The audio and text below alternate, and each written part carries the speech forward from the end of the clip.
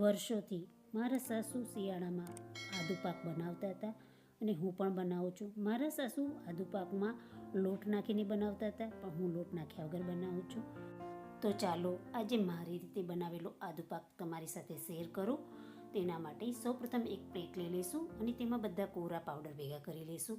Makhana powder, આસન powder, ગોખરુનો powder, બત્રીસો પાવડર, અળસી, સૂરજમુખી, પમ્પકિન સીડનો પાવડર, કાજુ, બદામ, પિસ્તાનો પાવડર, શેકેલી સિંગનો પાવડર, ખસખસ, સફેદ મૂસળીનો પાવડર, કોપરાનું છીણ ઉમેરી બધું એકવાર બધા પાવડરને મિલાવી લઈશું.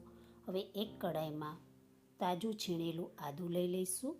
તેમાં 2 થી 3 ચમચી ઘી ઉમેરી ધીમા તાપે આદુનું બધું પાણી બળે અને ડ્રાય થાય ત્યાં સુધી સતત હલાવતા રહી શેકી લઈશું. આદું સરસ શેકાઈ જાય ત્યારે તેને પ્લેટમાં કાઢી લઈશું. ફરી તે જ કડાઈમાં 2 મોટા ચમચા જેટલું ઘી ઉમેરી લઈશું અને તેમાં 1 વાટકી ભરી ગોળ ઉમેરી લઈશું અને તેને સતત હલાવતા રહીશું. ગોળ ઓગળી અને સરસ પાયો તૈયાર થાય અને પાયો ફૂલે ત્યારે તેમાં સાતરેલું આદું ઉમેરી લઈશું અને સતત હલાવતા રહીશું.